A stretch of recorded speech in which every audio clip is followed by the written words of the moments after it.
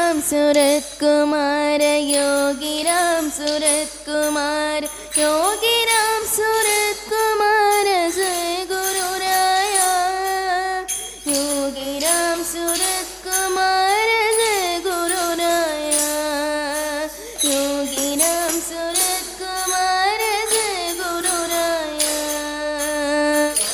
கிடந்த நம்மையெல்லாம் பொறுக்கி எடுத்து செதுக்கி சிற்பமாக்க வேண்டும் என்ற நல்ல எண்ணத்தோடு இந்த அவையில் பேச வாய்ப்பினை தந்த எங்கள் குருஜி பாலகிருஷ்ணன் ஐயா அவர்களுக்கும் இந்த கருத்தோவியத்தில் தொகுப்பாளராக தலைமையேற்க வந்திருக்கும் தலைவர் அவர்களுக்கும் இந்த கருத்தோவியத்தில் முன்னிலை வைக்க வந்திருக்கும் அம்மா அவர்களுக்கும் இந்த கருத்தோவியத்தில் எங்களுடன் பகிர்ந்து கொள்ள வந்திருக்கும் அன்பிற்குரிய சகோதரிகளுக்கும் மற்றும் இந்நிகழ்ச்சியினை கண்டு களிக்க வந்திருக்கும் பக்த பெருமக்களுக்கும் என் சார்பாகவும் ஆனந்த குருகுலத்தின் சார்பாகவும் என் பணிவான வணக்கங்களை கனிவோடு தெரிவித்துக் கொள்கிறேன்.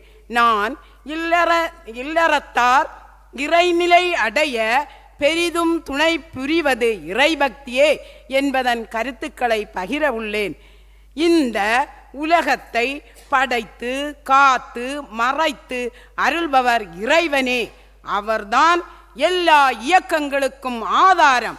எனவே அவரிடம் நாம் பக்தி செலுத்தி அவரை வழிபடுவது மிக மிக முக்கியமாகும்.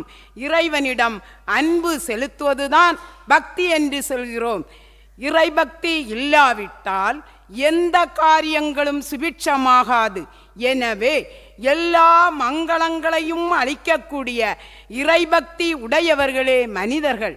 பொதுவாக மிருகங்களுக்கு இறைவனை வழிபடும் வாய்ப்பு இல்லை.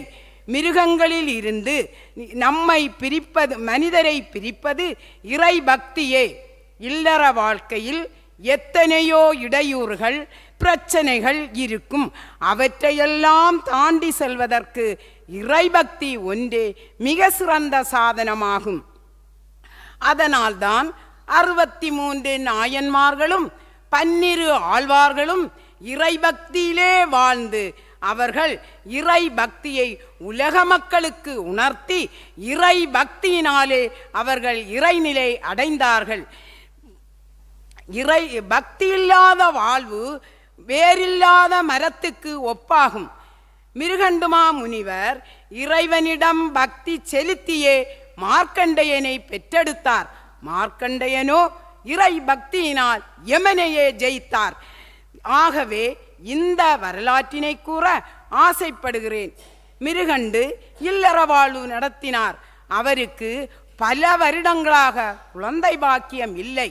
எனவே அவர் குழந்தை வரம் வேண்டி இறைவனை பூஜித்து வந்தார். ஒரு நாள் இறைவன் மிருகண்டுவின் கனவில் தோன்றி, மிருகண்டுவே, உனக்கு 16 வயது வரை ஆயுள் உடைய நல்ல குழந்தை வேண்டுமா, 100 வயது வரை வாழக்கூடிய கெட்ட குழந்தை வேண்டுமா என்று கேட்டார். அதற்கு மிருகண்டு, 16 வயது வரை வாழ்ந்தாலும் எனக்கு நல்ல குழந்தைதான் வேண்டும் என்று கேட்டார். அதன்படி புத்திர பாக்கியம் பெற்றார்.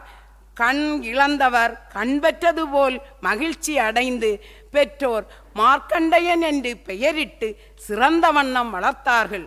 மார்க்கண்டேயனோ சிறந்த அறிவாளியாகவும் ஒழுக்கம் உடையவனாகவும் இறைபக்தி உடையவனாகவும் வாழ்ந்து வந்தான். 16 வயது நெருங்க நெருங்க தாய் மகனை பார்க்கும் மகிழ்ச்சி இருந்தாலும் மார்க்கண்டேயன் வயது நெருங்குவதை அறிந்து துக்கத்தில் கண்ணீர் வடித்தாள்.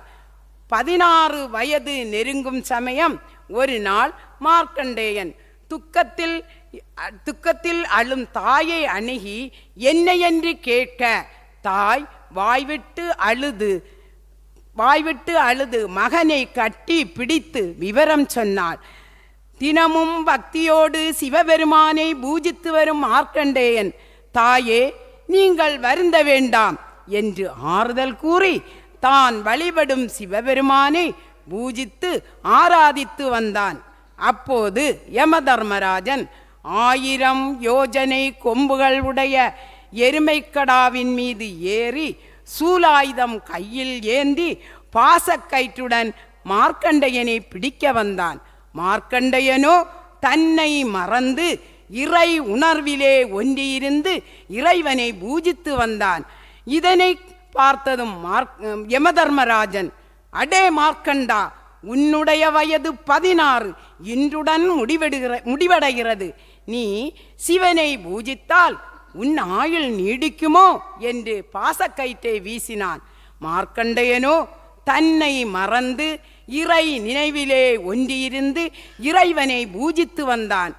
தன்னை பூஜித்து வந்த மார்க்கண்டையனுக்கு இது தெரியவும் அவன் சிவனை பற்றி கொண்டு, பாசம் நம்மை மட்டும் அல்லாமல் சிவனையும் பற்றுகிறதே என்று ஏங்கி சிவனை இறுக கட்டிப்பிடித்து கொண்டான். கண்ணுதல் கடவுள் சும்மா இருப்பாரா?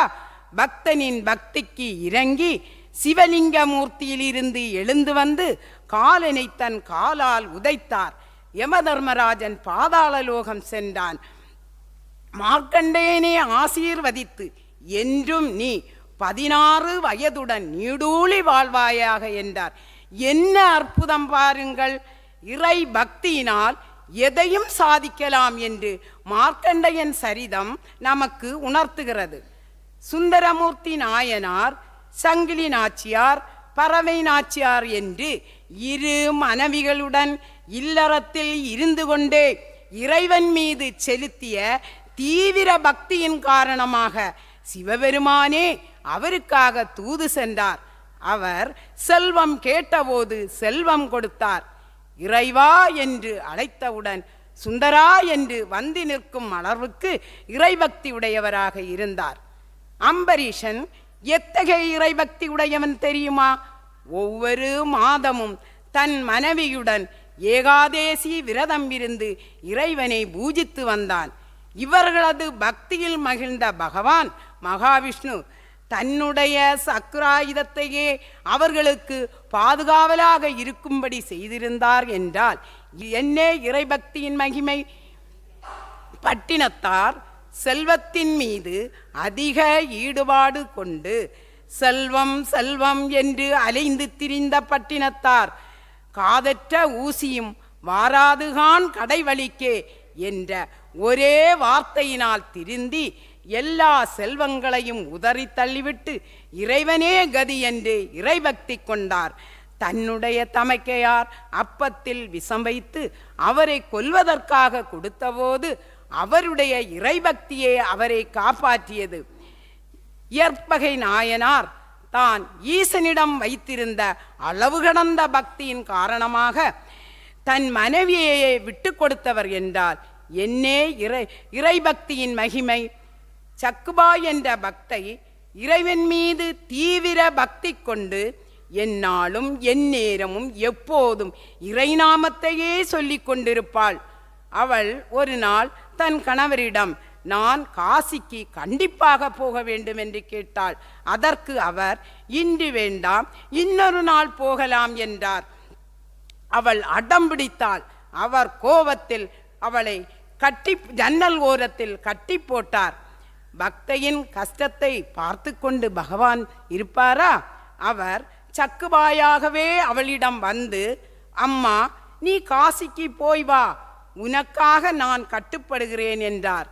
அன்று யசோதைக்காக உரலில் கட்டுண்ட பகவான் இன்று தன் பக்தைக்காக அவள் உருவிலே மாறி கட்டுப்படுகிறார் என்றால் என்னே இறைபக்தியின் மகிமை பார்த்தீர்களா? இதிலிருந்து இல்லறத்தார் இறைநிலை அடைய பெரிதும் துணை புரிவது இறைபக்தியே, இறைபக்தியே, இறைபக்தியே என்று கூறி இந்த நல்ல வாய்ப்பினை தந்தமைக்கு நன்றி கூறி விடைபெறுகிறேன். நன்றி, வணக்கம்.